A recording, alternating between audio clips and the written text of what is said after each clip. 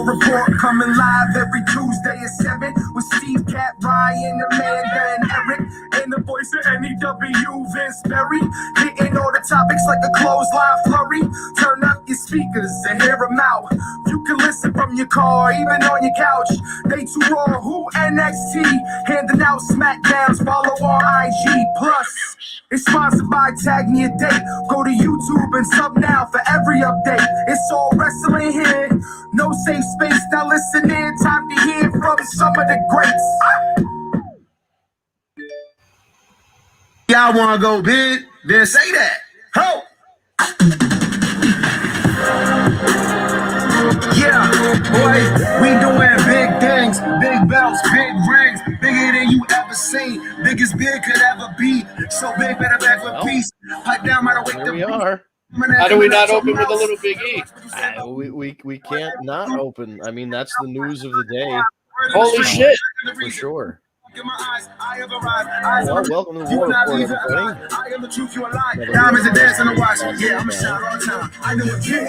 I'm so fucking happy for Big E. I really am. Like, you know, you talk about a guy that fucking deserves it. Yeah, like, for sure. He's another one. Go back and watch his 24 or whatever the fuck they did on the network. Yeah. It's worth watching. It's really, I mean, it's a good story. He's an all-around good dude. Like, what you get on TV is what you get with him. It's just his personality, and the guy's worked his fucking ass off for a long time, and he definitely deserved his shot. So I'm very fucking happy for him. Welcome everyone to the War Report. We have some WWE things to talk about. Unlike last week, where it was really dedicated to entirely AEW, as it should have been, because, well, we don't need to get that started again. But AEW had the biggest week in their history. The numbers, bro. The numbers are crazy. The numbers.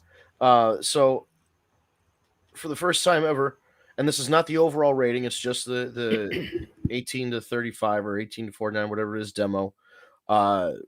Dynamite beat Raw for the first time. So that's kind of significant, to say the least.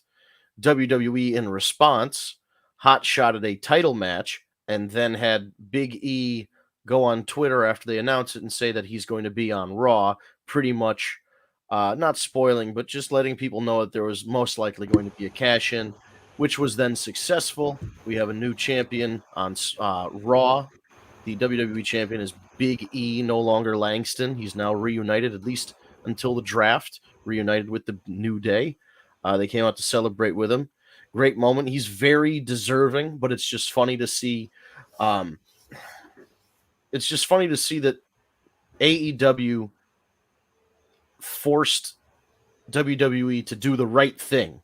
I'm not saying they did the wrong thing by putting the belt on Big E. They definitely, he's a deserving guy. But it's just funny that this is what took it. It was like, okay, AEW did something big. We have to respond with something even bigger. How about a title change on Raw? You know what the sad part is? At the end of the day, yes, they had to do what they had to do.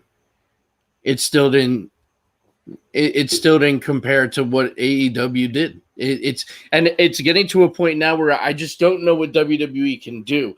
I still think SmackDown is the better show. SmackDown's getting 2.2 million viewers or whatever. It's the most highly viewed wrestling show currently. And rightfully so. And I think we'll start a little with SmackDown. We'll get into Raw. We'll talk about Big E's cash-in. Yeah. My feelings on the cash-in, quite frankly, obviously I'm excited for Big E, but I would have rather not seen a tweet. I would have rather not had any hype. I would have rather that match with Orton happening and all of a sudden Big E's music hit and he cashes in.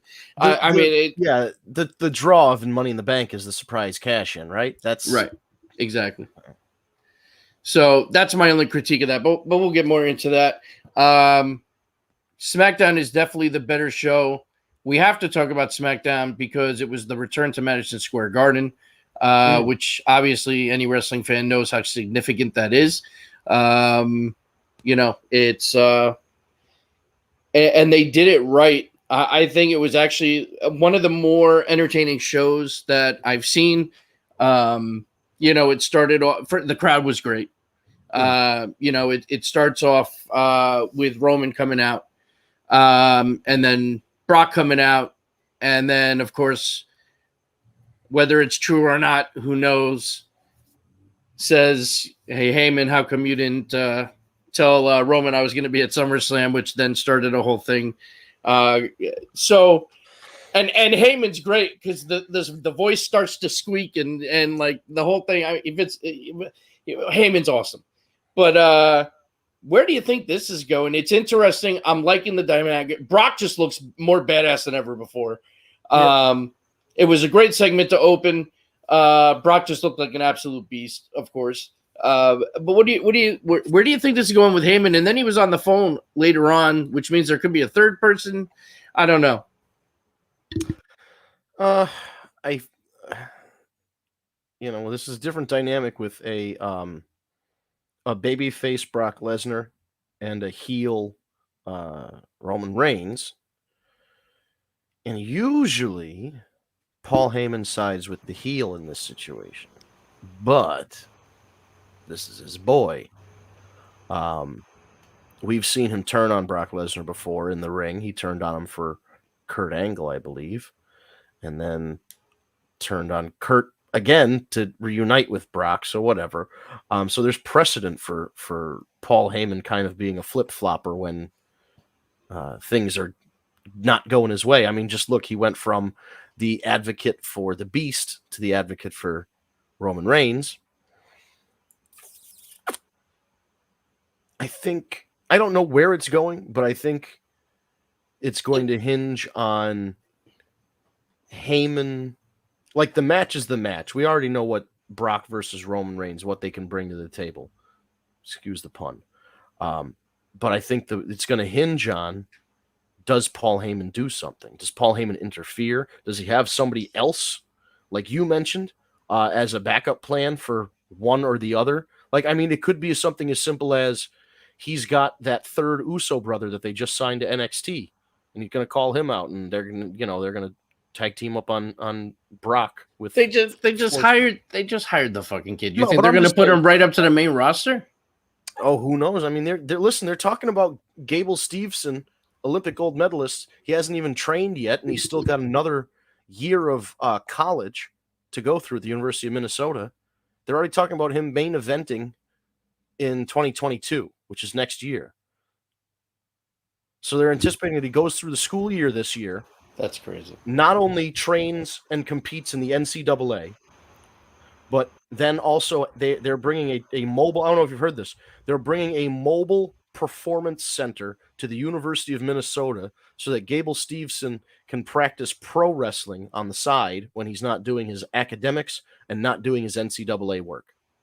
When the fuck is he going to have time to do that? Exactly.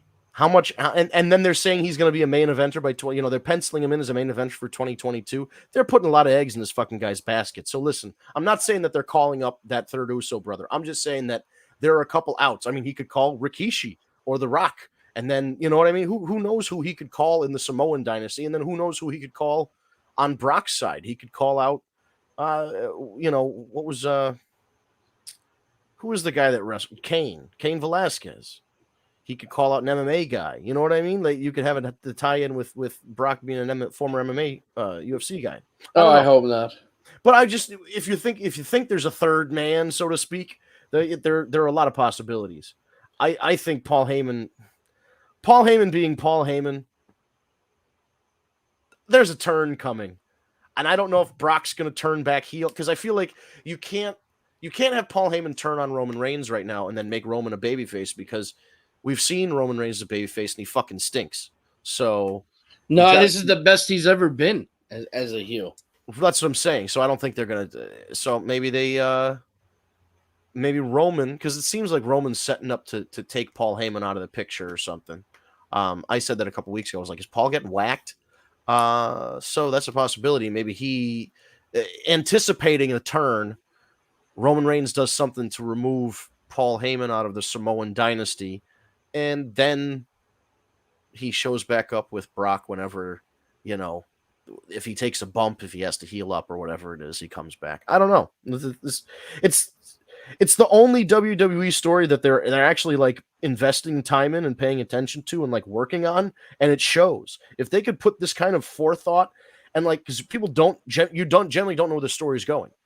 If they put that kind of forethought into other stuff, could you imagine what the storylines would be like? They would just be so much better. Oh yeah, for sure. What do you think's going to happen? I honestly don't know. They're really doing this one the right way because there's so many different ways it can go. So it's one of the more intriguing storylines going on right now, and they're all playing the part pretty well because we're sitting here and we're having a tough time, right, kind of dissecting it, which I like. So we'll have to see how it plays out. But all in all, it's still the best story going right now on SmackDown anyway. But what else happened on SmackDown? I mean, SmackDown, Sami Zayn was hilarious. Oh yeah, they had. So they did a 10-man tag. Was it a 10-man tag? I think it was a 10-man tag, and Sami Zayn came out with a Knicks jersey, but like brought out a player from the Hawks, and then that guy interfered and got ejected, and then it was a whole thing. Got ejected. I love that. But it was great because it got the crowd all fucking, it was awesome. Right. And then, I mean, I'm jumping around, but you had Edge's return to Madison Square Garden against Seth Rollins. Mm-hmm. Edge gets carted out in a stretcher at the end. Couple curb stomps, and it was a good match, though. Really good match. So obviously they're writing off Edge for a little bit. I guess we had to know that was coming. Yeah, that makes sense.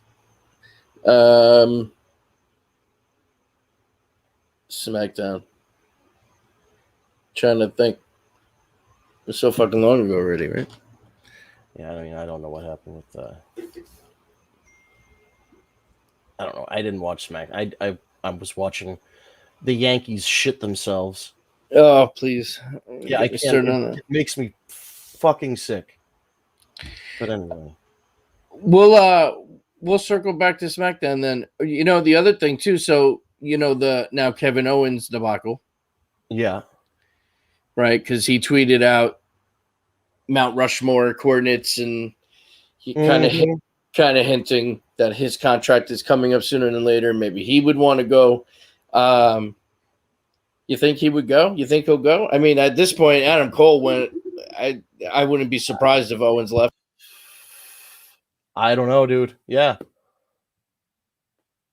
I feel like so here's the deal. There's a couple contracts that are all coming up now, which is Sean Ross Sapp, Fightful.com, Fightful Select on Patreon.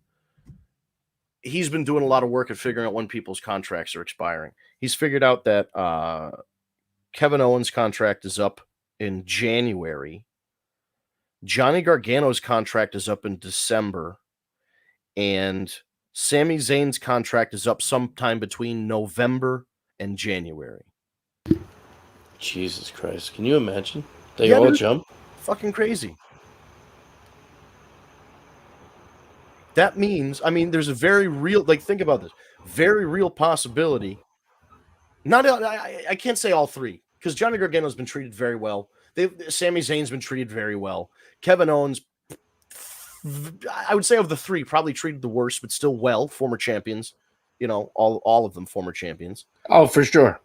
But I think Owens was always an indie wrestling guy, so I feel like his heart would be in it.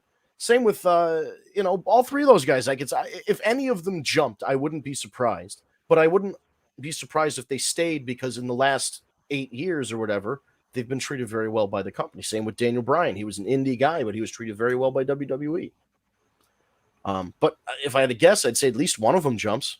Maybe I think it's more likely that one or two jump instead of all three. Because, I mean, realistically, not that they wouldn't take them, but what do you do with Gargano, Owens, Zayn, in addition to Cole, Punk, Bryan, Omega, the Young Bucks, Adam Page, friggin' Ricky Starks, Brian Cage, Christian Cage. You know, like where do these guys fit in? Yeah, I mean, it's like, do you really need them all too? I mean, listen, I think if Vince and WWE sees the value in them, they're gonna do what they can to get them to stay. It is what it is. You know, it I don't know. Yeah, man. You know, it almost feels like, why wouldn't you want to jump at this point? You have more freedom. You're guaranteed more airtime. It's a younger, hipper, like new. You know what I mean? Yeah. I just, it's getting upsetting to me because I don't know what WWE can do right now. Like, you're not going to get Austin back. He's not going to be able to save you. No, and that's The Rock coming back isn't going to save you. No, and that's the problem. That's the perception, is that they have to keep going backward and bringing guys like Goldberg and Undertaker and all this shit back in. They need to. The reason AEW works is because they have a base of guys that are already established main eventers, and then they're bringing in new people and making them main eventers. So Adam Page was not a main eventer, and when the idea was initially to put this, it seems like it initially was to put the AEW title on Adam Page at that first pay-per-view in 2019. If they did that, he would have been dead as dead can be. Stick a fork in him. They put the title on Jericho because he was a name that people recognized, who could still go, despite what people might think about him. He could still go, he could still attract fans, and then he could put over somebody younger who happened to be Moxley, who was another guy that got eyes on the product, and then that Moxley put over Omega, and that's how you establish Omega as a mainstream guy, because he just beat this former WWE champion, former AEW champion, Jon Moxley. And now they're doing it again with Adam Page, who's going to get put over by Kenny Omega. And at the same time, these younger guys like Darby Allin are getting built up. Jungle Boy's getting built up. MJF is being built up. Sammy Guevara is being built up. Ricky Starks is being built up. These are all guys that at any given time, they could pull the trigger on for a TNT title match or a world title match. And with the fans going, they probably won't win. Maybe they could. Because whenever you see Jungle Boy compete for a title, you're like, I think this guy's got a shot this time. Like that, people are rooting for him. So they don't have that second level. In WWE, if you are a top guy, you're a top guy. And if you're a jobber, you're a fucking bottom. You're the worst. You're bottom of the barrel, Zack Ryder, never on TV piece of shit. There's no in between, which is what hurts them, because they don't have that anymore. The mid card kind of became an insult. This is very important. The mid card is extremely important in wrestling, because look at guys who are mid carders: Jake the Snake, Roddy Piper, Bret Hart, Shawn Michaels. These are intercontinental title level guys that at one point or another could be bumped up to the next level. $1 million treated right, could be main eventers. Right. So they just don't have that. Like, nobody. If you're not a top guy, you're not treated seriously enough to be a title contender. Like Damian Priest, sure. You know what I mean? Like, he's a title contender if you bumped him up to the world title. But you can't take any of the other mid-card guys and just go, okay, you're going to challenge for a title. It's like, who the fuck are you? Who have you beat? It's true. It's true. It's very important. It's the middle of your sandwich. You have to have something that's going to carry you to the main event. There's got to be something you're striving for. You know, it's like you come in and it's like, all right, I need to get to US IC level status. And then from there, it's all right, now I got to go for the world title shot. You know, you got to, or the tag belts, or whichever direction you go, but you have to have that kind of tier. You know what I mean? Now, of course, tag belts aren't treated well. No, well, unfortunately, tag team wrestling used to be so respected, and it's just your main eventers came from tag teams. That was how when you're a young guy that they see a lot of potential in, they stick you with a veteran and they put you in a tag team. They did it with Anvil and Brett. They did it with Shawn and Marty, even though, I mean, Marty wasn't that much older than him, but you know what I mean? Like, they stick you in a tag team, and then they're like, learn how to get over before we make you a singles guy. Or stick you in a faction like Big Bubba Rogers got stuck with was it Jimmy Hart? Whatever it was. It's just I'm rambling, but you know what I mean? Like, it's they're not established. No, I don't like. I know Jungle Boy, and I know about like his dad, and his dad passed away, and his dad was an actor, and he's like living in the shadow of his father and trying to make his legacy proud by winning a title and being good at wrestling. And he keeps losing the big matches, so he's like a big underdog. I know about Darby Allin and about his skateboarding and all the stunts that he does, and he jumps out of airplanes and crazy shit. I know that Drake Maverick likes to piss on somebody's robes and tried to have sex with his wife while wearing the 24/7 chant. Like, what the fuck do I know? Why do I make me care about these mid-card guys? So when they challenge for a title, it makes sense that they're important in some way. Well, and AEW is doing that. Yeah. And that's the difference right now. I think a big part of it. It's a philosophy difference in the way that they're doing it. And maybe tonight, halfway, not three, a quarter into the show or whatever, third way into the show, NXT 2.0, which I guess we'll talk about a little later, this is it. This is the complete rebrand of NXT. The new logo, the new colors, the new music, the new set, the new stage, and the new booking philosophy. Triple H, if you may have heard, had a cardiac episode and needed some surgery. He is not going to be at the NXT taping. Guess who is? Vince McMahon and Kevin Dunn. So, the new NXT. Well, who knows? Who knows what's going to happen? What is supposed to be the big change other than the set and the logo and the music? I mean, that's what people don't actually know. Like, even internally, everybody at NXT is kind of sweating bullets because they're like, if WWE just changes their philosophy and they're like, okay, this show is no longer going to feature indie darlings that we signed, it's all just going to be homegrown performance center talent that we got from like former professional football players, former college athletes, etc. That means half of these people are out on their ass. So people backstage are like, well, if their philosophy changes to only focusing on these people that they're bringing in from the outside world, a guy like Johnny Gargano is on thin ice. Guy like Dexter Lumis, maybe not if they changed him up and made, if they wanted to make him an athlete, you know what I mean? Because he's already a big guy, a big size. But like even him, like they're doing a wedding today, so that storyline is probably going to wrap up in some respect. But they canceled the women's championship match. They vacated the NXT title because Samoa Joe supposedly has an injury, which is supposedly legit, but there's a lot of supposedlys in there. And the 4-way is for the title. That was supposed to be for a number one contenders match. The speculation is that they're unveiling one of the guys who was a former pro football player is going to make his debut. Rex Steiner, or it might be Braun Reckless or something. Anyway, that's Rick Steiner's son. Might be making his debut tonight. And apparently there's just going to be a push to show the audience or tell the audience that this is a new NXT with a new direction. We just, as viewers, we don't know what direction that's going to be yet. So their draw is like, tune in, you'll see, 8:00, new NXT. What is it? We don't know either. We just ripped the show up at 3:30. Literally ripped the show up at 3:30 and started over. This is not a joke. They literally ripped the script up and started over today. So, new boss, same as the old boss. I always say, wife, try and fix what's not broken. And that's what we're doing. Yeah. Well, okay. So we're talking about NXT. We're talking about fixing what's broken or not fixing what's not broken. They seem to be trying now, after like really mucking up Karrion Kross's Raw debut on the brand. Now they seem to be like working double time to try and make him. You saw that promo on Raw?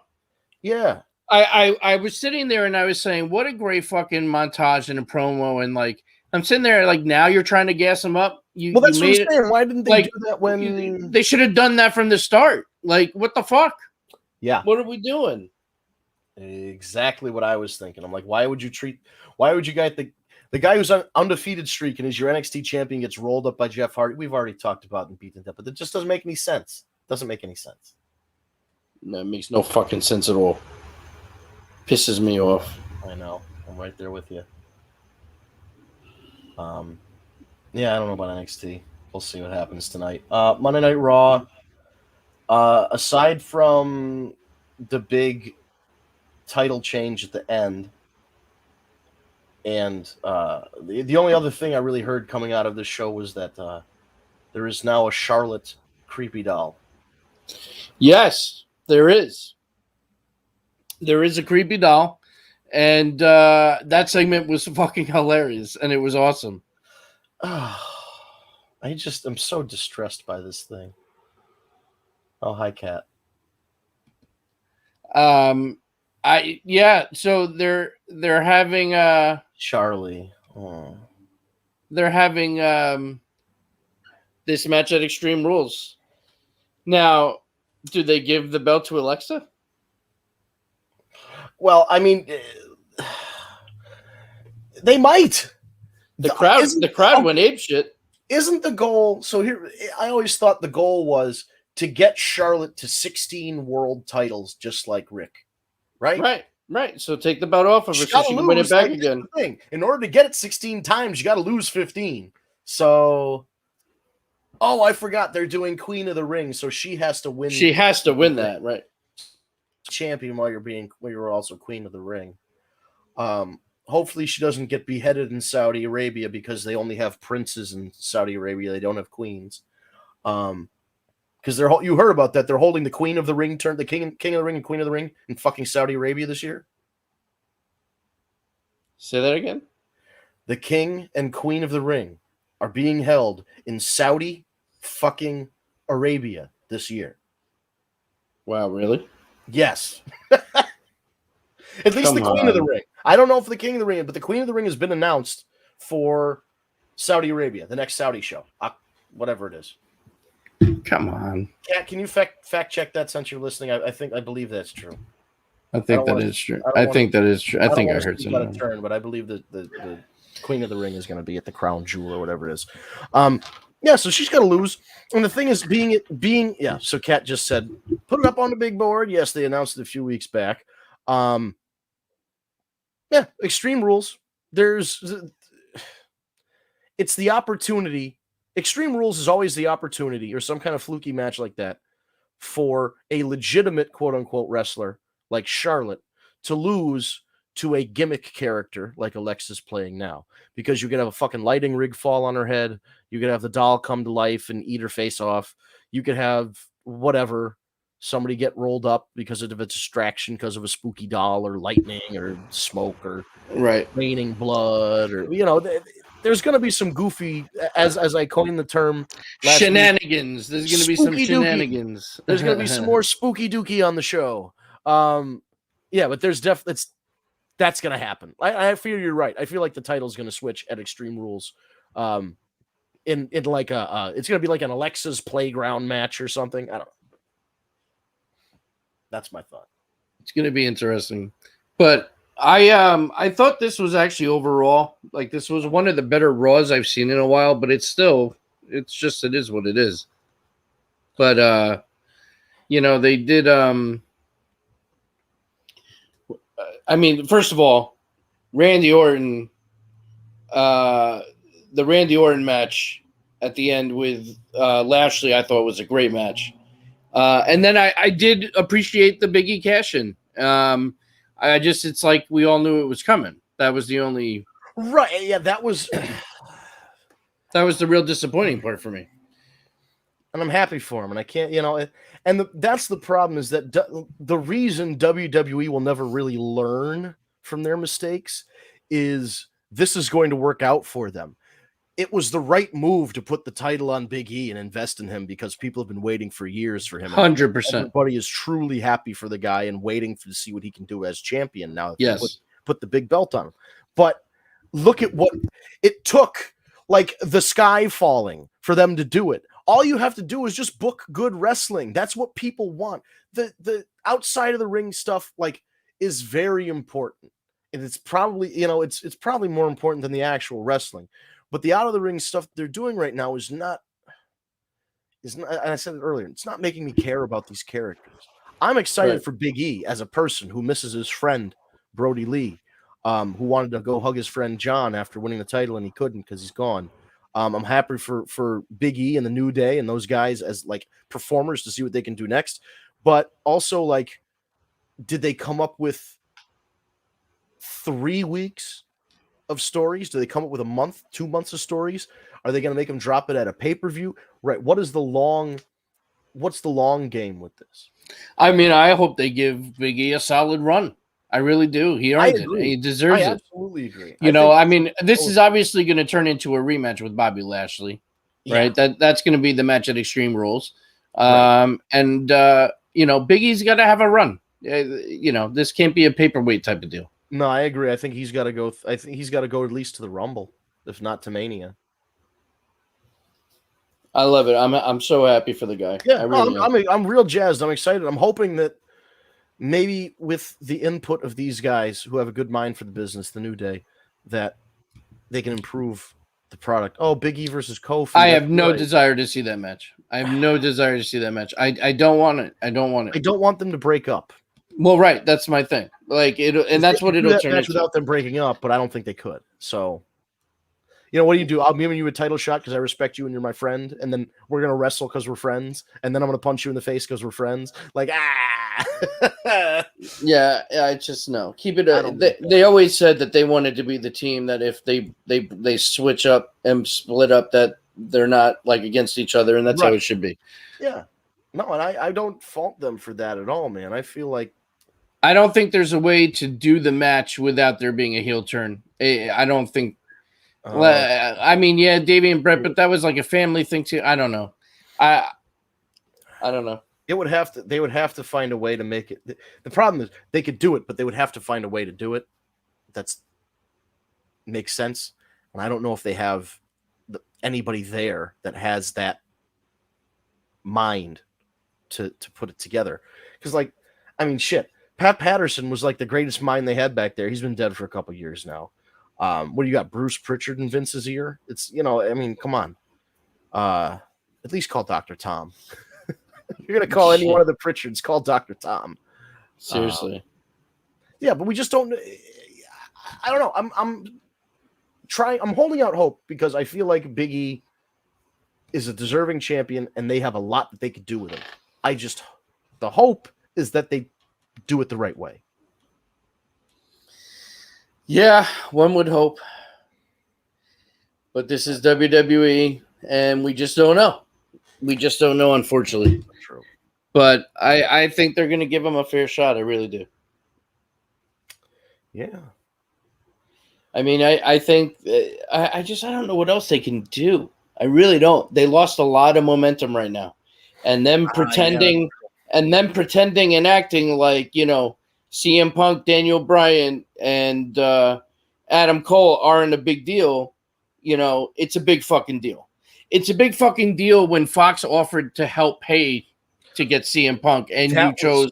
Very interesting. Right? You know what I mean? Like, I don't know. It's a big fucking deal. Right. It's a big fucking deal. And you need to wake up because this is becoming another WCW type of situation, and I don't know that Vince could survive it twice.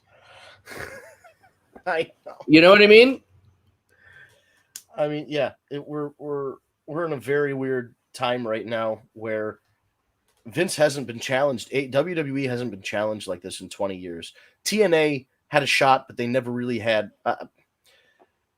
It was Spike TV. Like, I don't know. There was a lot of things that went wrong with TNA's attempts to go at WWE.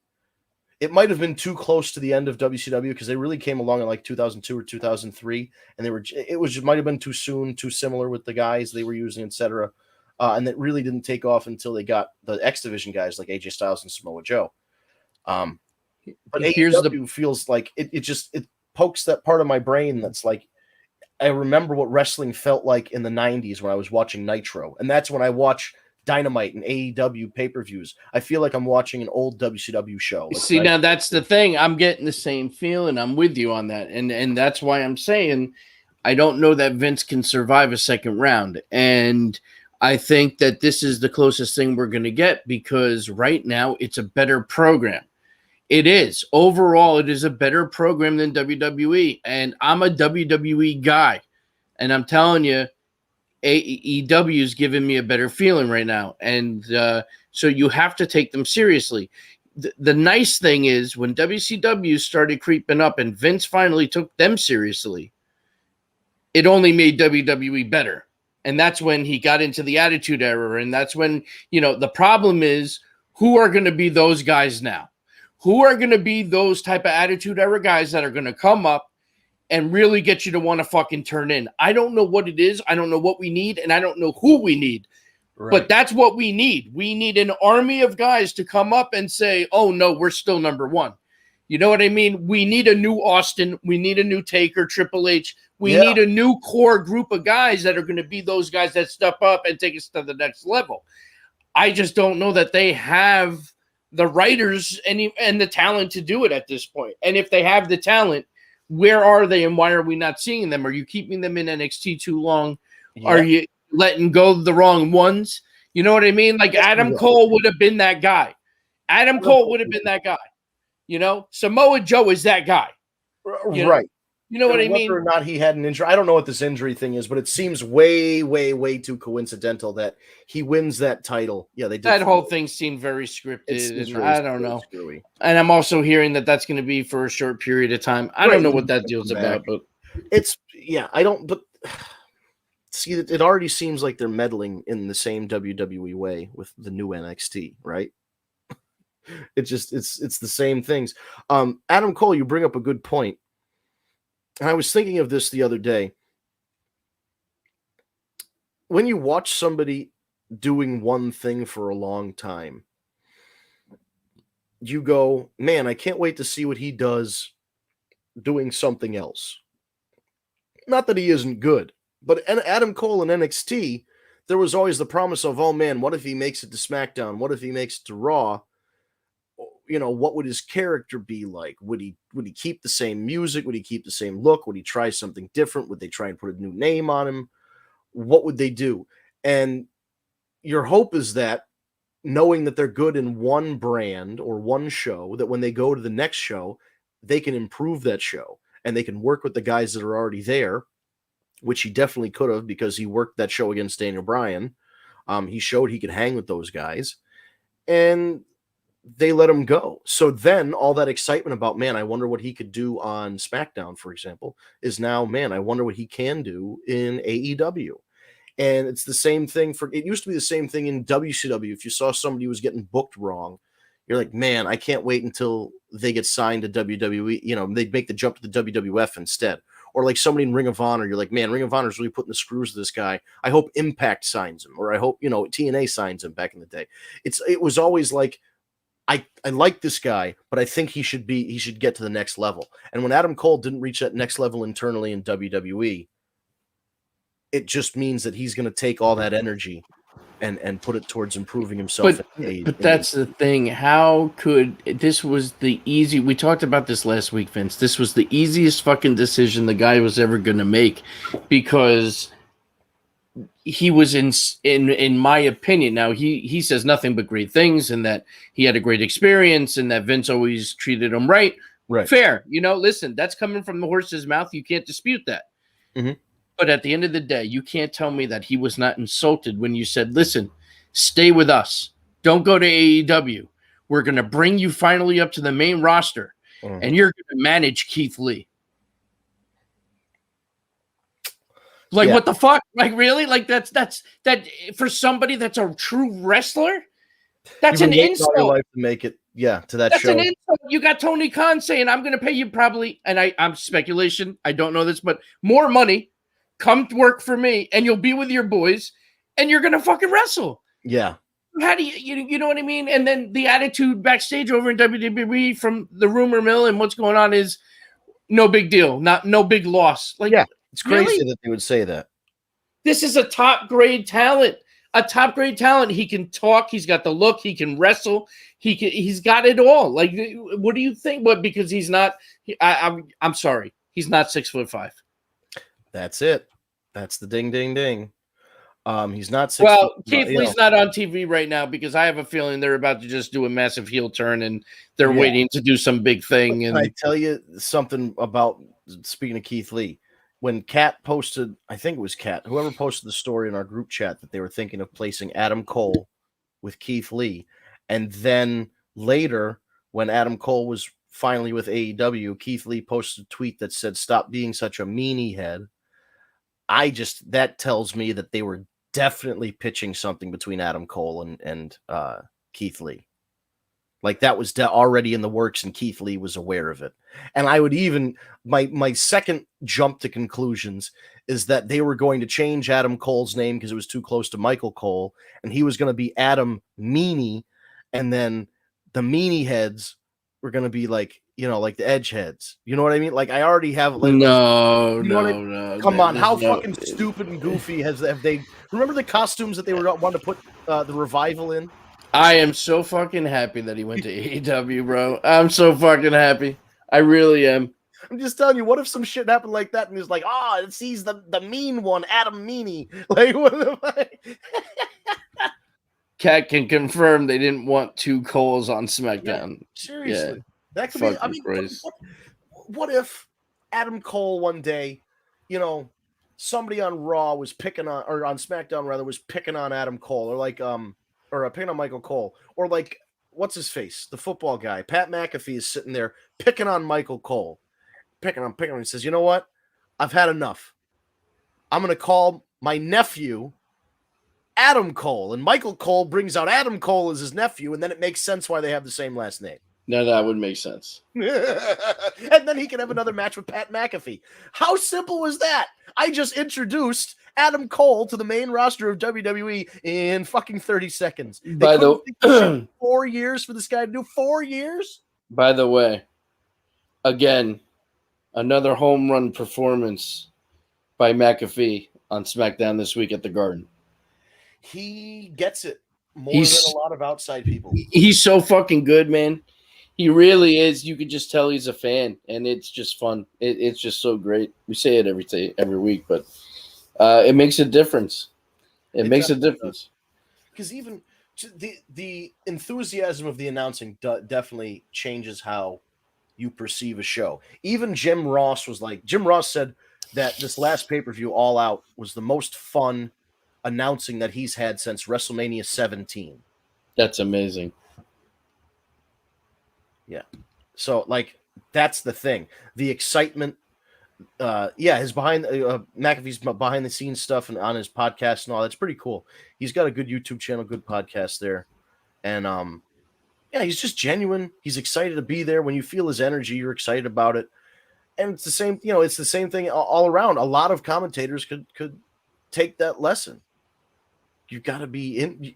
The more you're into the product, the more the fans are going to be. Right. hashtag. It's contagious. It's infectious. You know what I mean? It's. Oh my God! When like Tony Schiavone, it's like, this is Sting. How do you not get excited? Yeah. Right. Yeah, and he's excited. You're excited. Everybody's excited. It's a good that's the way to do things for sure. So yeah, big props to McAfee. I think he's been such a big addition to the announcing team. And again, some of those guys could take some advice from him for sure. Yeah, he's so fucking good, man. So, we have Demon back. We should talk about Demon. Oh yes, the Demon came back. I forgot that was the big finish of SmackDown. I don't know. Now for the Demon to just come back and fucking lose again. It's just like, okay. That's what I'm saying too. Like, really? Like, so he's gonna lose again as Demon? Like, right? Why are you bringing it back? Because he's not winning. There's just no way. No, he's not beating Roman Reigns. That's if anybody's gonna beat him, it's gonna be Brock. But even Brock, I don't think. I don't think the plan is for Brock or what's his face, the Demon, to beat him. 2 words, I riot. What if Demon loses? I mean, he's got to lose. Oh, he's just going to lose and then come back out to next week. And he's a smiling Irish guy, and I just love to fight, and that's okay. He's my brother. You know what I mean? Like, it's just going to be some lame bullshit if he loses. Because I don't know he's another guy, Adam Cole's size, who wrestles like a motherfucker that they don't know what to do with. They don't know what to do with Finn Balor. When the secret is just let him wrestle. Well, sometimes the simplest is the answer. You know what I mean? Like the most obvious. Let him wrestle. She riots if he is Right. back because Demon doesn't lose, and we know he right. I get it, but Exactly. So like we were saying, he shouldn't lose, and we know he's going to lose. I mean, unless it's going to be something like Brock's going to interfere and. Oh, that's a very real possibility that the match doesn't even go to a finish. Or if this third person potentially, so I mean, again, they're doing this smart because, well, I shouldn't give them all that much credit. Let's see how this concludes. But so far, they're leaving a lot of open windows, and you don't know which one to look into. So yeah, I kind of like that. I mean, this is much better than the time they tried to make us believe that there were two big bald guys with red beards who just happened to be pushing equipment over on top of Roman Reigns. Okay, sure. It just happens to look like this guy backstage. All right. Never seen him before in our lives. But anyway, yeah, this is they're at least keeping this one together. I don't know what the end game is though, because the end game is supposed to be for the big heel who's held the title for a year or whatever to lose the title to someone that's got to get put over as a new star. So who's that going to be? Big E just got blessed with the WWE Championship, so it's got to be somebody new. It can't just be like Seth Rollins. You know what I mean? Oh God, I hope not. But that's what I'm saying. Like who do they have in the chamber ready to go? Are they thinking that Roman Reigns is going to hold the title until Gable Steveson is ready? I pretty much assumed he was holding on to it till Mania, like at least through Mania. Well, yeah, I agree with you, but what I'm saying is who finishes that story? Who takes down? Kat thinks Keith Lee, but I don't think they have the faith in Keith Lee. Just the way that they've booked him, I don't think they have the faith in him to beat Roman Reigns. To beat Roman Reigns right now. Now, hold on. You have to look at it this way too. They've now been keeping Keith Lee off TV. The rumor is they're turning him heel. So this might be what he needs. Let's see how he does as a heel. Yeah. And if he can pull up some momentum and get some, winning streak going and get like real nasty and work his way, we might be able to see that potential in him. I would be all for Keith Lee becoming champion, even as a heel. I'm excited. I'm at the point where I just want them to use the fucking guy. So I don't give a shit if he's face or heel. Yeah. Get his ass on TV because you're wasting valuable talent. Now, granted, he had some shit go on, and that's why he was off. It's not WWE's fault. They did right by him. Now it's time. Let's go. Let's get him back in there and not have him job. Let's have him be the fucking beast that he is, because that's like you said, the secret to Finn Balor. Let him fucking wrestle. It's the same thing. Right. Let the guy fucking wrestle. That's why you pay him. That's why people like to see him. We when he was wrestling in the Indies, we didn't care if he had trunks on or a singlet on or a zip up front friggin' Power Ranger suit like they have. Like, we didn't care because he just wrestled, and he wrestled his ass off, and he was really, really good at it. Like Walter, this fucking guy Walter wears a big black diaper and like no elbow pads, no knee pads, and boots, and he just comes out practically naked and beats the shit out of people. Why? Because it doesn't matter what he wears. He's just going to beat the shit out of people. Same thing with Keith Lee. They're thinking about it too much. Oh, he needs a look. Oh, he needs a suit. He needs to cover up his fat. He needs to cover. No, the fuck. Just put him out there and let him wrestle. The fact that, and I've said this before too, the fact that he can do what he can, it's amazing. And the size that he is, you want to display the size, because you're looking at a guy that size that can flip around and fly and fucking do some crazy fucking shit. Yep. You know what I mean? So you want to display that. Don't try and hide it. Don't try, for TV. Fuck that. We want to see it. I agree. That's the allure of Keith Lee. That's the allure of Dijak. The fact that he's as big as he is and he can do the shit that cruiserweights can do. Damian Priest. A lot of shit he does is impressive. His size. It's just that's the allure. So leave it the fuck alone. They're just carrying cross. let's see. Now maybe with this promo, now we get some momentum going. If we could get rid of the fucking Halloween costume and get Scarlett over in, I'll be happy. But, baby Halloween steps. Yeah, dude. It's not a good look. What's going on with Scarlett? Any update on her? Or I haven't heard a fucking thing. Conspicuous by her absence. I think, again, it's another, like, they took her away from him, which was like the most unique part about him was he had this girl with him, and it was like a spooky couple, whatever. She did the talking and he did the mean faces. Like, it worked. And again, it wasn't broken, so they tried to fix it anyway. And now I think they're probably just paying her to be off TV because they're saying, okay, we've got a plan for you. He's gonna need, something's gonna happen and you're gonna make your debut, but it's not right now, it's gonna be later. And who knows if it's ever gonna come.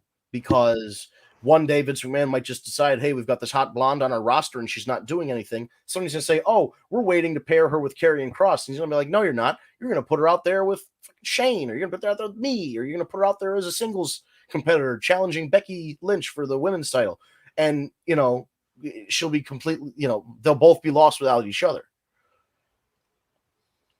Going back to Mark Miro and Sable. Like, this is, I hate to say it, but I feel like Karrion Kross is going to get Mark Miro'd, and then Scarlett's going to be the Sable, where she's going to be working for the company like 5 years after the guy's been gone. All I can say is I really hope you're wrong, but I hope I'm wrong too. You may not be wrong.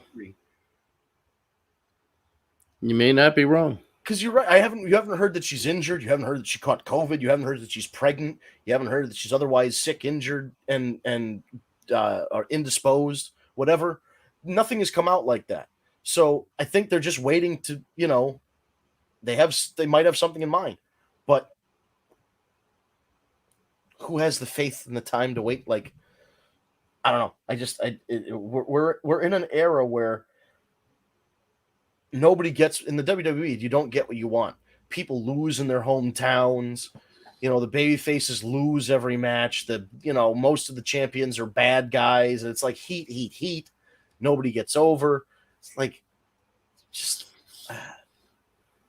you hope that some shining spots like Karrion Kross reuniting with Scarlett would be a nice little perk up for Raw. Little things like that. Keith Lee coming back would be a nice little perk up for Raw. Just give the people what they want.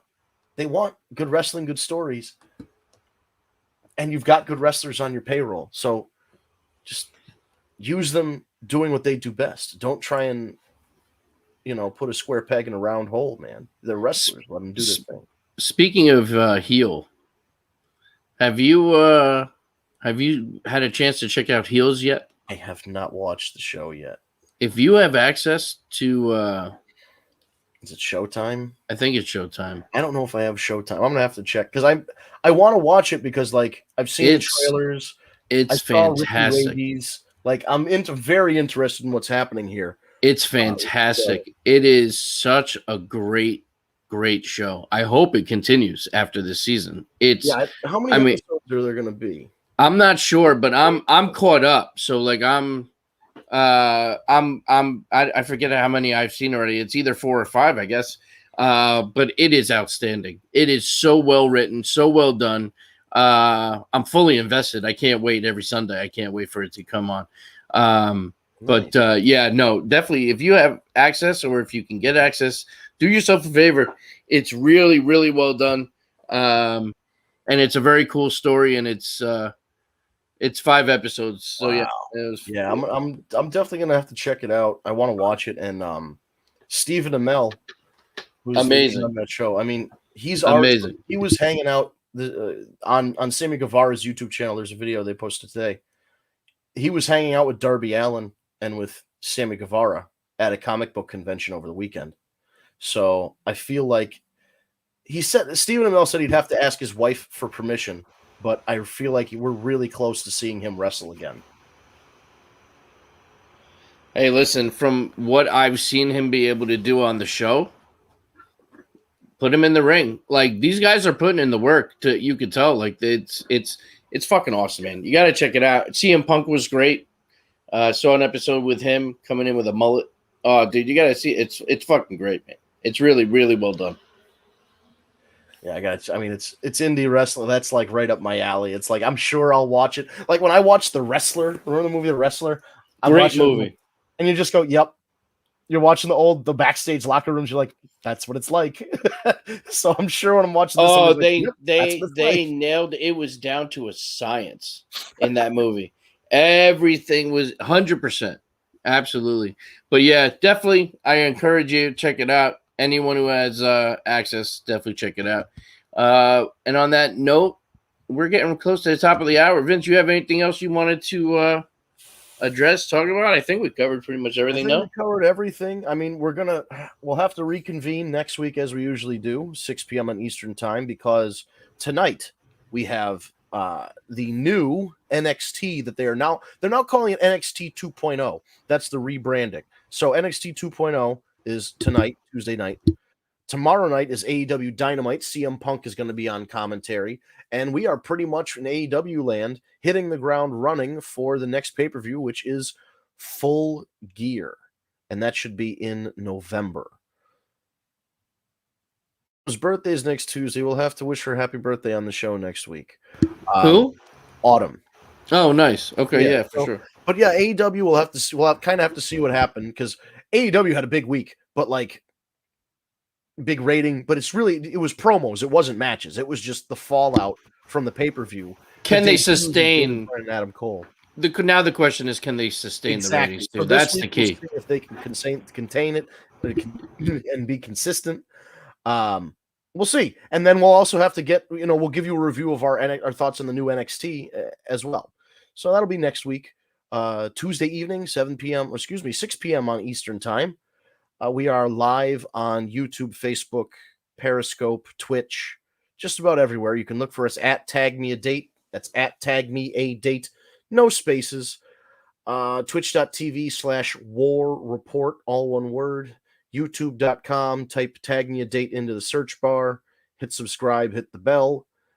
Those are for our live streaming options. For social media, look for at Tag Me a Date on Facebook, Twitter, Instagram, Periscope, etc., etc., etc.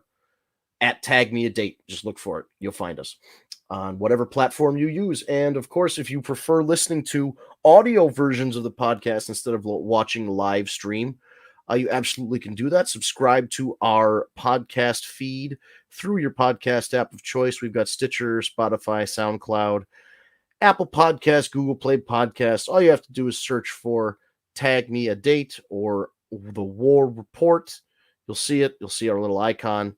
Subscribe, and you will get our weekly podcast in audio format delivered directly to your phone or mobile device whenever it is released, which is usually about an hour after the episode finishes. So on Tuesday evening, you will get a fresh new upload of an MP3. You can listen to our podcast, and you can take it wherever. Take it to the gym or whatever you're doing. I think that's about it. So I want you guys to tune in next week. Thank you guys for listening. If you have friends that like wrestling, if you have friends that are looking for a new podcast to listen to, pass our names along. Pass your friend our information. We'd love to have them come on board. We'd love to have more people in live chat during the shows, or if after the show you have something to say, reach out to us on social media. If you've got a comment, we'll read it on air, or a question, we'll read it on air. We'll go over, but just let us know what you think of the episodes. Let us know what you think's going on, and we'll all get back together next Tuesday, 6 p.m. on Eastern time. Steve, is there anything else you'd like to add? No, that's about it. Sounds good to me. Ooh, all right. Well, that is it for another edition of the War Report Wrestling Podcast, brought to you by TagMeADate.com, and we will see you next week. Thank you guys, and enjoy your evening.